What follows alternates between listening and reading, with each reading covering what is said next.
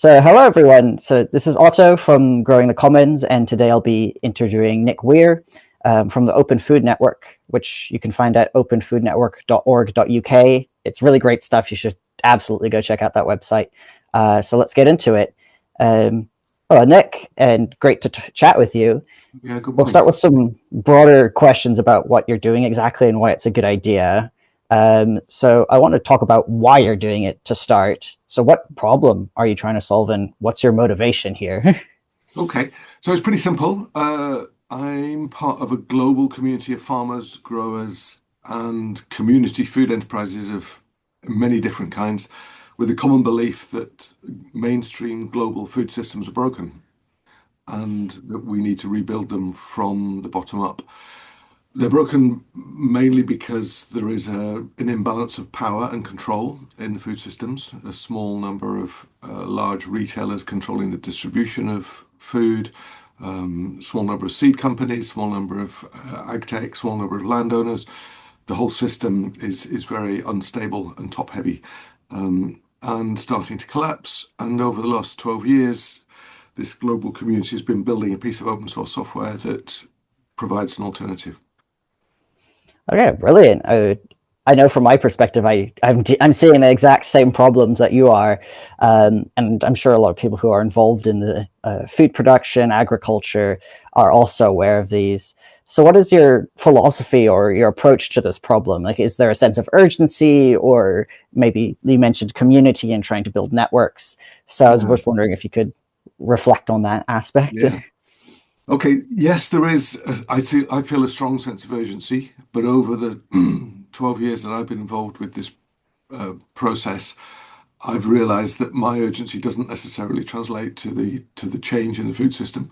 Um, the change in the food system relates to the need, and at the moment, the mainstream system is propped up enough and marketed heavily enough that there is no mainstream perception of need.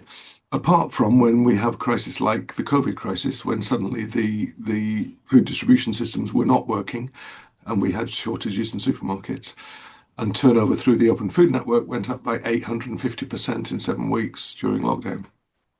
Oh, Um, yeah, that sort of thing is interesting. I think there have been other projects that have a sense of urgency, and they also noticed that during COVID, when supply chains fell apart, um, people started flocking to them. I think the Many Trees project, I think it's over in the States, which are trying to grow fruit trees. They saw a bunch more people getting interested. I think they're even founded in COVID, where there's an underlying sense of urgency, and then one thing goes wrong, and then they're going, "We need to do something now."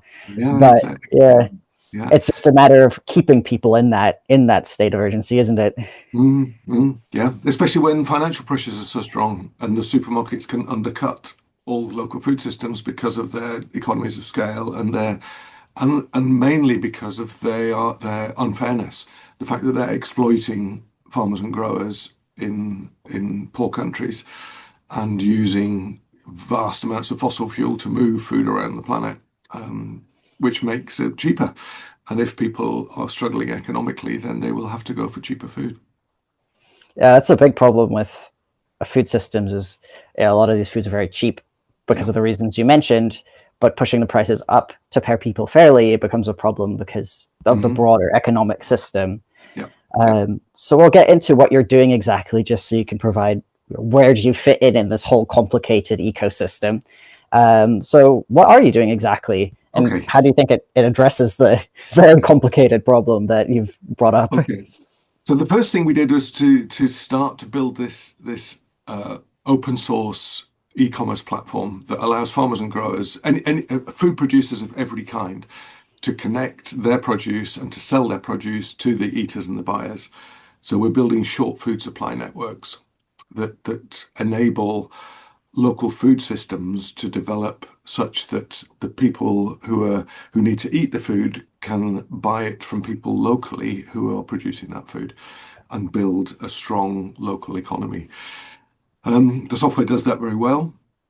It's open source, which means that it's in common ownership. And it also means that people all over the world are contributing ideas and suggestions to it. The software is deployed in 21, 22 countries and increasing all the time. Um, and every week there is an update to the software. So as people say, wouldn't it be great if we could do this? The software then improves and improves and improves. And because it's open source, ideas generated in any one country will be added to the common code base so that we all benefit from each other's ideas. So that's the first thing that's happening. People connecting to their local farmers and growers, either directly by buying directly from the farm or through what we call food hubs. And a hub brings together multiple producers under a single online shopfront and then takes orders from eaters and buyers. The software then sends purchase orders to each of the producers. The hub aggregates the produce and then delivers it to the eaters and the buyers. So that's happening and steadily growing and is very effective. But the most important thing about the Open Food Network for me is the knowledge base. The fact that people using this platform have incredibly creative and innovative ideas about how to build local food systems adapted to their local area. And then they share that knowledge.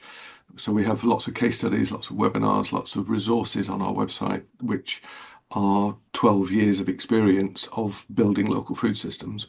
And that knowledge base, I believe, is as important as the software in terms of a dispersed global community of local activists building better food systems. So it's something that's definitely evolved over the past 12 years as people bring in their own perspectives and ideas. I was just wondering if we could go back to the very start 12 years ago, and where did that original idea come from, and what motivated you, but also how far have you departed from that as you've been guided along the way by various other people coming in and maybe other countries operating with the same software? Yeah, yeah. Okay, so going back to the beginning, the two founders of the Open Food Network, two women who worked for the Australian government in food policy, Kirsten Larson and Serenity Hill. They became increasingly disillusioned with mainstream food policy and had this idea of why not build something from the bottom up. They started this software way back 12 years ago. We had a similar idea in the UK, but not anything like as big. We were just looking to fix a small local food system problem. We had also developed some similar software, but ours was nothing like as good as the Open Food Network, and ours became out of date quite quickly. Developing software is really expensive, so we then went looking for funding to improve our software. And somebody said to us, "Why don't you talk to these guys in Australia? They've got this idea, this concept, this platform that's already there." So we brought the platform, the software to the UK about 10 years ago, and it's grown ever since then. It evolves every time a new country deploys it because each country has slightly different cultures, slightly different ways of working, slightly different ways of using the software. So an example is in the UK now we've just got into public procurement, selling it to schools and hospitals, aggregating produce from multiple small-scale agroecological producers, and then bringing it together with the hub having a contract with the large-scale buyer. And that has involved evolving the software. And now in Canada and France and Spain and Australia, that is now starting to happen. This whole public procurement thing is starting to happen. There's a big chunk of funding just come into OFN Canada and OFN Australia for user experience improvements to the software, and we will all benefit from that improved UX. Oh, brilliant. How's the response been for all these different groups, people using the website, maybe the difference between different farms who are selling, but also individuals versus the public procurement in different countries? Have you noticed any differences? Have you had successes in people who are initially skeptical and getting them excited about the idea and at least give it a try? Yeah, yeah, yeah. It does entirely grow by word of mouth. So we have very little budget for marketing, and it is just people who use the software and find it helpful. And once you start to build these systems, once you start to have even a single producer who's starting to sell direct to the public, that other producers start to notice that's working, and they then start to work together, and they will start to sell each other's produce. They will develop what we call producer hubs, which is a producer selling their own produce and also selling from other local farms and growers locally. So it does grow organically. In terms of the use of the software, there are many other platforms that do similar things to the Open Food Network, but almost all of them are proprietary, which means they're owned and controlled by an individual or by a corporation. And as much as that individual might be well motivated, they may well sell their business. They're open to takeover. They will at some point die, and somebody will take over that business. There is no security in terms of ownership of that software. And we believe if we're going to build a better food system, it needs to be built on fundamentally different ownership and control models. So a lot of the other software out there is venture capital funded, proprietary software that is looking for a return on capital. There is very little, there are very small margins in the food businesses. The farmers and growers are on very tight margins. They can't afford to pay for expensive software. So the software we're producing is not as glitzy and not as shiny as the proprietary software. But people like the ethics. They like the fact that they're investing in a platform that is going to be there in perpetuity forever for the users. So yeah, it works on an ethical basis. So the fact that it's open source and kind of becomes a commonly owned or common project is the draw for a lot of sellers and buyers. They have other options, but if they don't have that ethical agreement, then they go to the Open Food Network. Is that Yeah, kind of how it's been yeah. working out? That seems to be the case, but for a lot of the enlightened users, a lot of farmers and growers don't really get technology. They don't really understand what's the difference in open source and proprietary. Let's just go for the cheapest. Let's just go for the one that's easiest or whatever. Um, but I think over time, as these proprietary systems come and go, because venture capital funders want a return on their capital. If they're not getting that, they will pull the plug on the funding. So a lot of the proprietary software doesn't last very long.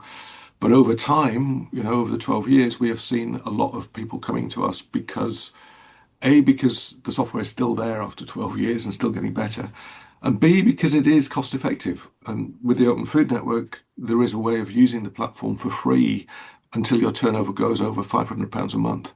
So when you're a small scale grower, you can experiment with the software without any financial outlay at all. That's brilliant. Apart from the software, you mentioned procurement hubs. Your website has things about food hubs. Do you mind just going into that a bit? If that's a physical presence, if that's tying into the website, or if that's something that's even led by the users of the website? Yeah, every hub is different. So some of them are farmers markets, real life farmers markets that have an online version of their farmers market, so people can pre-order produce from the market. People who can't get to the market can put an online order in, and that kind of thing.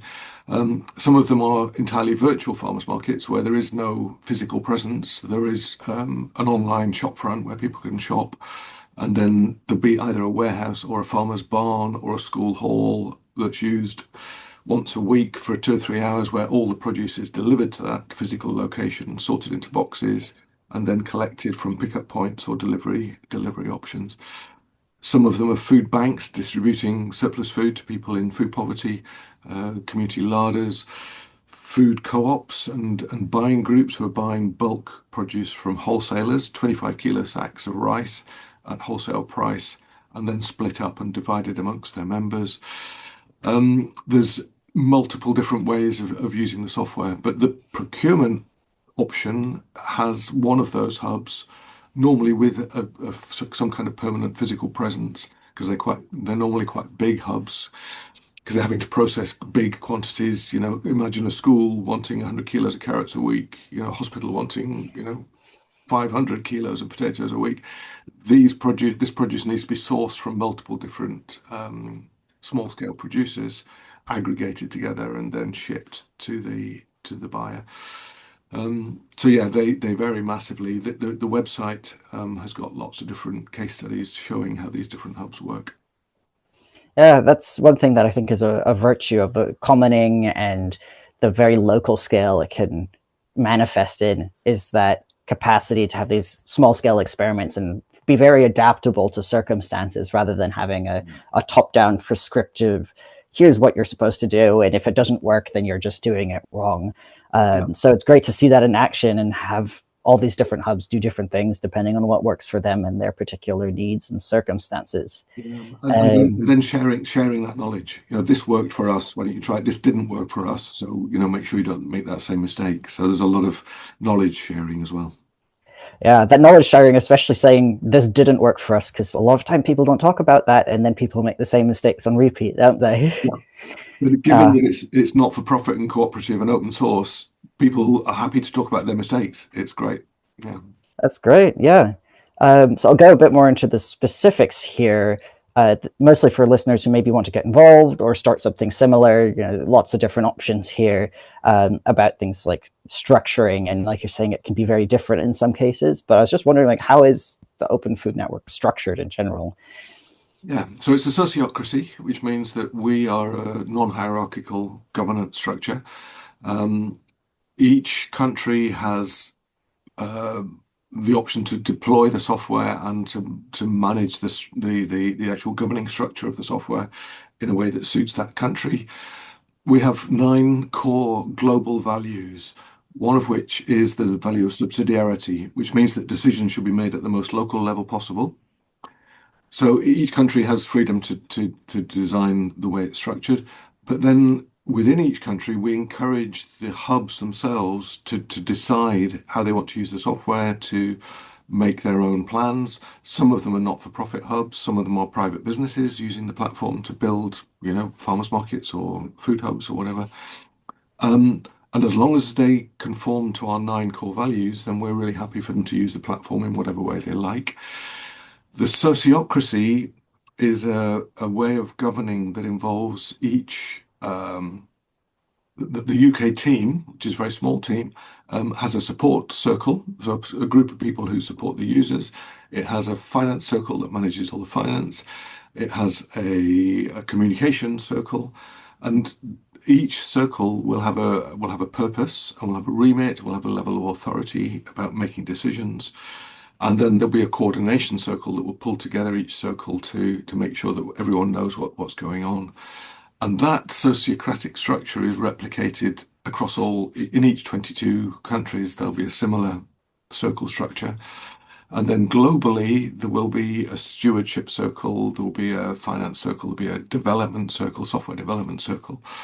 And so there is this sort of nested structure of circles with people taking leadership within those circles according to their experience and according to their capacity, but with no leader in terms of a hierarchy. Yeah, this has been going strong for 12 years now. So Mm. clearly something's working. Yeah, How many people are involved at this point? how many people? Yeah. Can you even Uh, say? yeah. So in the UK, we are a team of 7, all part-time. All of us have other jobs, mostly around farming and growing. In each country, there will be a similar team. Some countries much smaller than others.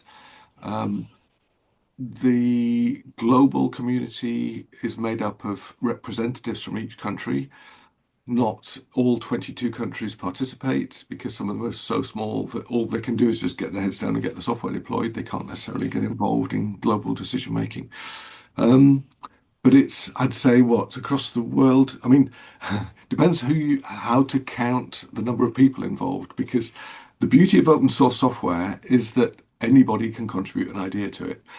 So imagine a really highly skilled, highly paid software developer working for a merchant bank or a management consultancy, earning a big, big salary, but really disillusioned with what they're doing. They have no sense of contributing to anything meaningful. At the weekend or in the evenings, they will go looking for something useful to do. And some of those people will come to the Open Food Network and say, I've got these skills, what can I do to help? And they will give some of their time for free because they believe in what we're doing. They believe they want a better food system for the world. So if you count those people, there's probably hundreds of people who contribute to the platform. But in terms of paid staff, I guess globally something like 50. Yeah, I guess that's a testament to the fact that people are motivated by a sense of ethics or just doing something right. Is the fact Yeah, that you're not really able to answer cleanly. If you were able to say, "Oh, I can say exactly who," it's just okay.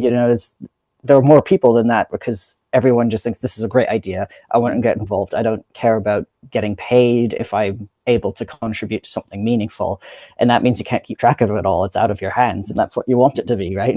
exactly, exactly. And what I notice is that there's a basic human need to look after each other and to do good things.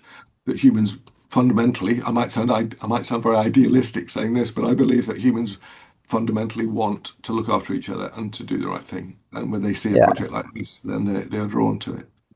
I'd agree with you. I've been reading around the subject a lot, coming from an ecology and also like agroecology background. There's a lot of research on why people do things that, if you think of things in financial terms only, just don't make any sense. Like, why are you doing that for free? And it's like, well, it's because there are other things that we prioritize. We have a sense of morality and a sense of justice and what's right in the world, and we'll happily lose money doing things that we think are the right thing to do. Yeah. That takes us really well to the next string of questions, which will be looking towards the future and how the Open Food Network fits into an ecosystem of broader initiatives, a very large scale, forward looking view. And to very broadly start, what are your ambitions with the project? Oof. Can you even summarize that?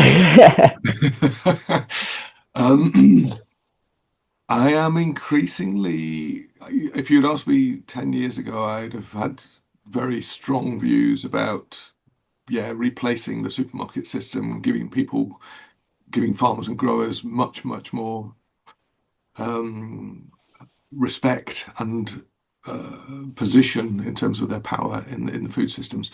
Um, as I get older and more worn down by the mainstream system, I my ambition is that people will find something in this phenomenon, which is greater than the software. It's this knowledge base, but they will find something in this phenomenon that inspires them to do something locally, and that they will that there'll be a widespread global uprising of initiative across a very large number of people that will be a sort of groundswell of change. I don't think any one individual person or even any one individual organization like the Open Food Network is going to make a change. I think it will facilitate a change when people are ready, when people uh, realize that we need a better way of living, a better way of working, a better way of working together. And they will then find tools like the Open Food Network and they will use them to make a difference. I'm not, I've given up on changing the world. I'm just doing the right thing, I think, and hoping that other uh, people will use these tools to do what they think is the right thing. I think that's a pretty sensible approach. Putting a lot of pressure on yourself to try and change the world is mostly going to exhaust you because, as you're saying, it's more than just you that needs to get on board, and it's a matter of trying to get ideas and tools out into people's hands and get them to start using them. And when you're saying you're being worn down, like, yeah, it wears down everyone, and you've done something very noble, which is not give up and still try to do something. Where do you think we're headed, just broadly? Is it do you envision a sustainable, common-based world, or just complete disaster? Or you just I'm not going to touch that subject. Yeah, what do you think? I think they're both possible. I focus on the former. I focus on the possibility that we will turn this thing around.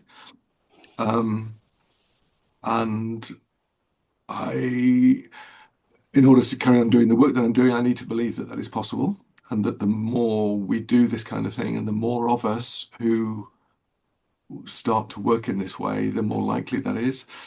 Um, but uh, it's almost impossible to ignore the other possibility that it's all that we are going to self-destruct.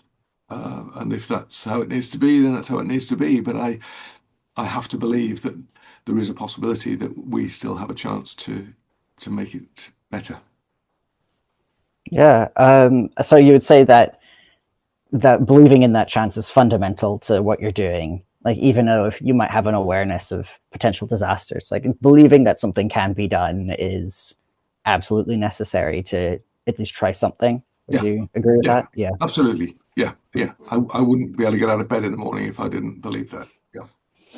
Yeah. Well, on the sort of more negative side, I guess you mentioned being worn down. So, what kind of barriers is the Open Food Network facing, and have you managed to overcome them, or are there some that are just sticking around and causing problems? Okay, so the basic problem is that we're throwing ourselves into a very unbalanced problem, which is the problem we started this conversation with, that global food systems are broken, which means that the people at the bottom, the farmers and the growers, are very, very financially constrained. They have very little disposable income to build better food systems with. So we can't charge very much for the use of our software, which means that we have very little financial input. So we're very dependent on external funding, and we're very fortunate that over those 12 years we have had enough funding to carry on improving and building this platform. Um, the other problem is a wider sort of societal issue of the capitalist model that does have venture capital funders who will fund proprietary software systems that look incredibly glitzy and incredibly slick and have a big marketing budget, and promise a lot to these farmers and growers, and then burn out. But it does mean that in the meantime, because we are open source, because all of our code base is visible and people can copy it, and because people can access our customer base, that we do lose users to these new startups because they come along and promise the world, and the farmers and the growers then go to them and work with them for as long as the software is available. And then we have to struggle to get new users and so on. And then, 6 months, 2 years later, that software blows up or is withdrawn or the funding stops. And many of those farmers and growers and food hubs will really struggle when their software that they're depending on disappears. That's, causes them quite big problems. So quite a few food hubs have gone out of business because they were using proprietary software that was then withdrawn. So yeah, Uh, it's not an easy world. yeah, I guess it's in a way the way people think of crocodiles or sharks have being in an evolutionary sense a very similar body plan, and so all this other stuff is going on, all these other things, dinosaurs, etc., and you're just like, yeah, I'm still here, yeah, I'm still here, and trying to just get people on board and stick around and not chase after this new thing that's come up that's probably going to implode.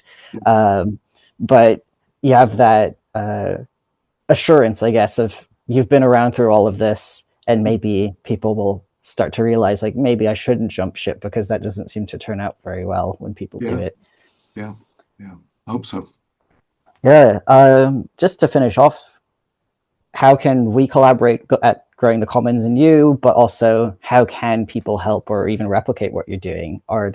Is there space for agricultural commons to start using Open Food Network, or are there Yeah, other potential? yeah, lots of potential. So yeah, anybody who is interested in either selling their food directly to eaters and buyers, they're very welcome to use the platform. We can stick hopefully put some links onto this recording at the end so people can follow those links. Um, if anybody's interested in then maybe not farmers and growers themselves, but they want to build local food systems, then if you're interested in the idea of setting up a hub that would make all of your local food providers visible online and then distributing that food using our software, then we can put some links in there about how to set up a food hub. Um, I'm also interested in the wider sort of connection because obviously food is just part of the ecosystem, and there'll be other people interested in the commons who will be wanting to develop similar community-owned infrastructure. So the Open Food Network is broadening. There is now an open flour network, flour growers using the Open Food Network.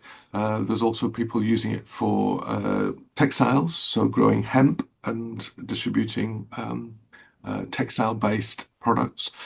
There's also an open timber network using the platform to distribute wood and wood fuel products.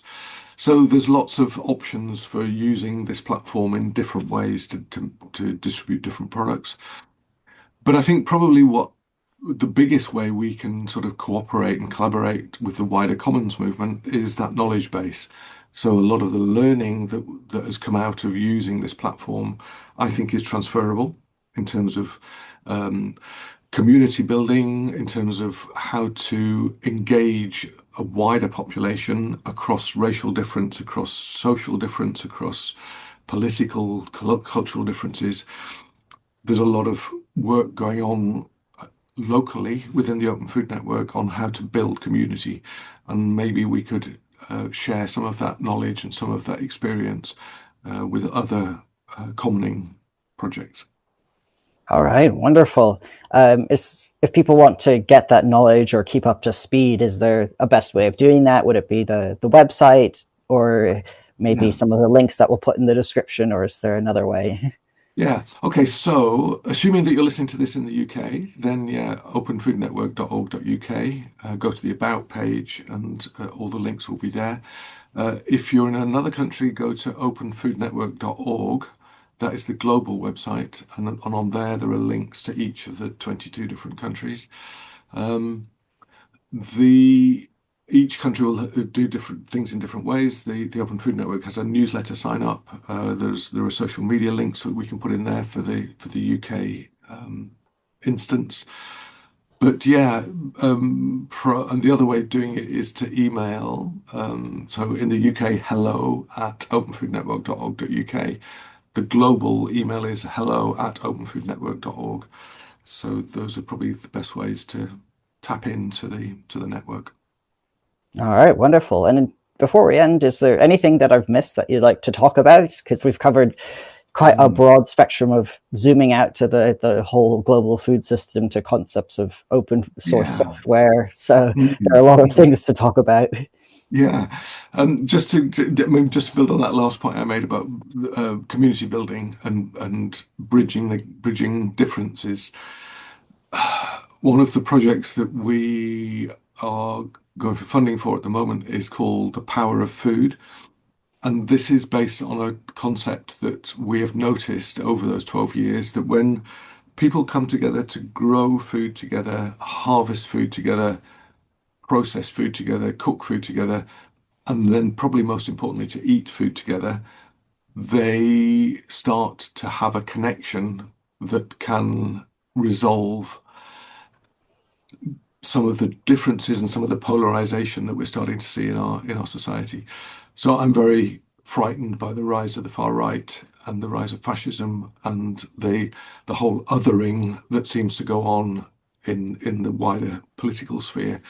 And what I'm noticing happening in these local community food enterprises is that there is a real sense of common need. We all need food. Food is like a basic need.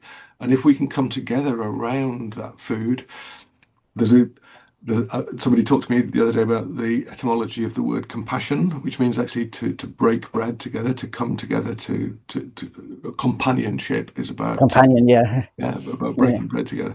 And that if we can bring people together across differences and start to look at our common needs and to talk about our common needs and to talk about the history of our needs. So, people will have different recipes that their great grandmother used to make a particular recipe, and to talk about where did that come from and what's the history of that. And this can form much more long-lasting bonds than arguing across a political divide about the rights and wrongs of government policy.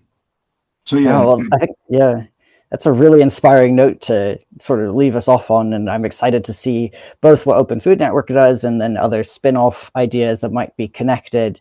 And I think your ideas here around community building related to food networks are vindicated in being proved right by people who are trying it. I was just watching a documentary, The Last Farm in Amsterdam, last night, which is about trying to build a food park on sort of the last green space and how it really brought a community together in a way that just arguing about politics wouldn't necessarily.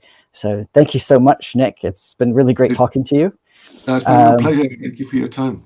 Yeah, I'd highly encourage everyone to check out the Open Food Network website. So that's openfoodnetwork.org.uk for people in the UK, and then it's just .org if you're in the rest of the world. And I'll put links to everything in the description. And thank you. See you maybe in the future. Good. I look forward to it. Thank you. Bye. Bye-bye.